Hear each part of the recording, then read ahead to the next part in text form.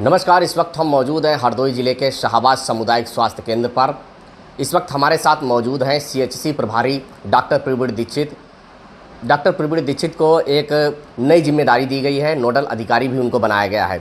आज उनसे जानेंगे कि जो मच्छरों से तमाम बीमारी फैल रही है वो कौन कौन सी बीमारी हैं और उसकी क्या रोकथाम की जा रही है, किस तरीके से इन बीमारियों से बचा जाए और स्वास्थ्य विभाग की तरफ से क्या कदम उठाए जा रहे हैं। मच्छरों से जो जनित बीमारियां होती हैं वो आजकल जैसे डेंगू है, मलेरिया है और इसके अलावा चिकनगुनिया है, जिसमें हमको विशेष तौर पे ये चीज़ ध्यान रखनी है कि हम इलाज से बचाव की तरफ जाएं। डेंगू वायरस जो होता है उसका कोई इलाज नहीं है, सिम्टोमेटिक इलाज किया जाता है। अगर किसी पेशेंट को डेंगू होने के कारण फीवर आ रहा है तो पैरासीटामोल दिया है, उसको डिहाइड्रेशन हो रहा है तो फ्लूइड थेरेपी देना है, और इसके अलावा अगर कोई सेकेंडरी इन्फेक्शन है तो सपोर्टिव में एंटीबायोटिक देते हैं। कुल मिला के कहना ये है कि डेंगू वायरस का कोई इलाज नहीं होता है, सिम्टोमेटिक किया जाता है। तो सबसे पहले तो मैं सभी से अपील करूंगा कि आप इलाज से बचाव की तरफ जाएं। इसके अलावा डेंगू जांच के लिए किट की जांच उपलब्ध है तथा किट से जांच होने के बाद में कन्फर्मेटरी टेस्ट डेंगू का एलाइजा टेस्ट किया जाता है, जो कि ज़िले पे भेजा जाता है, तब उसको कन्फर्मेटरी डेंगू केस माना जाता है। हमारे यहाँ सीएचसी शाहबाद की बात करें तो डेंगू एलाइजा से हमारे यहाँ 3 केस कन्फर्मेटरी हुए हैं, जो कि वर्तमान में बिल्कुल ठीक हैं, उनको कोई समस्या नहीं है। और इसके अलावा ये बताना चाहूँगा कि जैसे प्लेटलेट की बात होती है, आजकल भ्रांतियाँ फैलने की प्लेटलेट, तो आपको बताऊँगा प्लेटलेट जो है वो सामान्य बुखार में भी कम होती हैं, वायरल में भी कम होती हैं, लेकिन प्लेटलेट के साथ में ही बहुत सारे इंडिकेटर हैं देखे जाते हैं। उदाहरणतः पीसीवी है, टीएलसी है, एमसीएचसी है, जिससे हम ये देख सकते हैं कि मरीज की क्या कंडीशन है। और बचाव के लिए आप ये कर सकते हैं इसके लिए कि अगल बगल जो पानी का जल भराव है उसको ना होने दें। छोटे बच्चों को पूरी आस्तीन के कपड़े पहनाएं, क्योंकि छोटे बच्चों की इम्यूनिटी कम होती है, उनको हमें ज़्यादा एहतियात उनके ऊपर रखनी होगी। बड़े लोग की इम्यूनिटी अच्छी होती है तो उनको उतनी समस्या नहीं होती है। और इसके अलावा जो छोटे बच्चे हैं उनको हाथ पैर में मॉस्किटो रेप्लिकेंट क्रीमें आती हैं, उनको यूज करा सकते हैं। और सबसे बेस्ट ऑप्शन जो है मच्छरदानी का प्रयोग करें। तो इन्होंने डेंगू से बचने के तमाम टिप्स दिए हैं। और एक चीज़ और भी इनसे जान लेते हैं, नोडल अधिकारी बनाए गए हैं अभी जल्द ही, और इनकी तरफ से क्या कार्रवाई की जा रही है, कहाँ कहाँ क्या कार्रवाई की गई है, नोडल अधिकारी से ही जानेंगे। सर, अब आप नोडल अधिकारी आपको बनाया गया है, क्षेत्र में आप जा रहे होंगे तो किन लोगों पर आपके द्वारा कार्रवाई की जा रही है? मैंने अब तक शाहबाद, टोडरपुर और पाली के कुछ क्षेत्र देखे हैं। तो शाहबाद में जो भी नर्सिंग होम वगैरह खुले हैं वहाँ जाके मैंने उनके मानक देखे, और उनको नोटिस भी जहाँ जहाँ जा रहा हूँ रजिस्टर्ड के पास में या अनरजिस्टर्ड जो मिल रहे हैं उनको नोटिस दे रहा हूँ।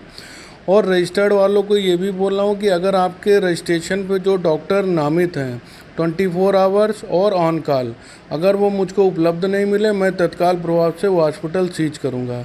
टोडरपुर में गया था, वहाँ 2 बीएमएस डॉक्टर मुझको मिले थे, जिनके पास में एक एंटीबायोटिक पाई गई थी। मैंने उनको चेतावनी जारी करी है कि आप अपनी पद्धति में इलाज करिए, और भविष्य में अगर इस तरीके की आपके पास कोई मेडिसिन पाई गई तो आपके विरुद्ध एफआईआर दर्ज करी जाएगी। पाली में गया था, पाली में एक अल्ट्रासाउंड सेंटर मुझको मिला था, जिसमें जो डॉक्टर साहब थे वो उस समय उपलब्ध नहीं थे। तो मैंने वहाँ पे उनको चेतावनी जारी करी है कि अगर अब मेरी नेक्स्ट विजिट में अगर मुझे वो डॉक्टर साहब ड्यूटी अल्ट्रासाउंड वाले नहीं मिले तो मैं उसको सीज करूँगा।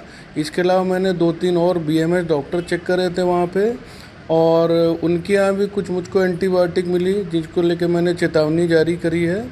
और इसके अतिरिक्त बताना चाहूँगा कि जो भी लैब्स हैं, लैब्स में भी जाके जानकारी जुटाई जा रही है, और जहाँ जहाँ मुझको जिस ब्लॉक से सूचना दी जा रही है पत्रकारों के माध्यम से या समाज सेवियों के माध्यम से, मैं वहाँ बिल्कुल निश्चित होकर जाऊँगा। लेकिन चूँकि अभी बुखार के मरीज़ हैं, और हमारे यहाँ जो सीएचसी शाहबाद है वो काफ़ी हैवी ओपीडी चलती है हमारे यहाँ, जैसे जिला अस्पताल में ओपीडी चलती है, उस वजह से हमारे यहाँ इस समय थोड़ा हमको निकलना मुश्किल हो रहा है। लेकिन मैं वायदा करता हूँ सभी से, कोई भी गलत काम नहीं करने दूंगा किसी को, और सभी लोगों से अपील भी करूंगा जो भी रजिस्टर्ड हैं वो अपने मानक के अनुरूप कार्य करें, और जो अनरजिस्टर्ड हैं कृपया मुझसे कोई भी उम्मीद ना रखें कि मैं उनको किसी भी तरीके से बचाने की कोशिश करूँगा या किसी की कोई बात सुनूँगा।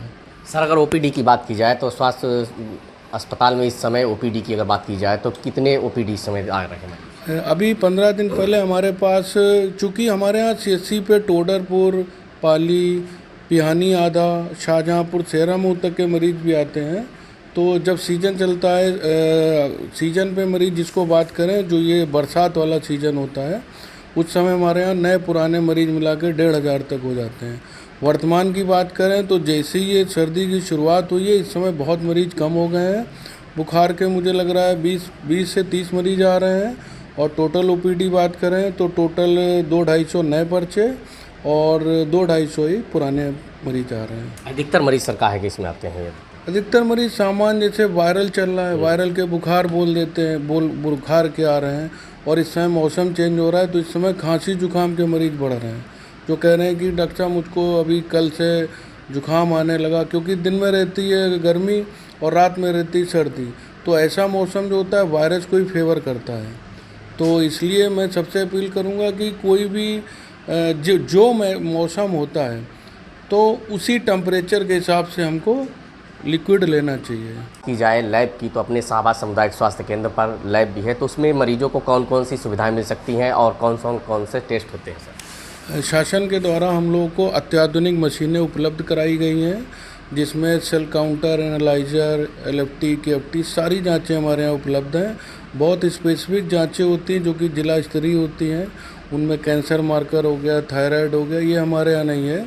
इसके अलावा आपके चैनल के माध्यम से बताना चाहूँगा कि हमारी माननीय उच्च शिक्षा राज्य मंत्री श्रीमती रजनी तिवारी जी की विधायक निधि से हम लोग एक हेल्थ एटीएम दिलाया गया, जिसका भी 2 दिन पहले उद्घाटन भी हुआ है।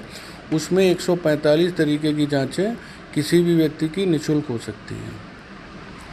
तो ये थे हमारे साथ सीएचसी प्रभारी डॉक्टर प्रवीण दीक्षित, जिन्होंने बताया कि अस्पताल में आने वाले, सीएचसी पर आने वाले सभी मरीजों को अधिकतर सारी सुविधाएं निःशुल्क दी जाएंगी। और हालांकि उनका प्रयास लगातार जारी है कि आने वाले मरीजों को किसी भी तरह की असुविधा ना हो। Sanjeev Rathore, capture times, Hardoi.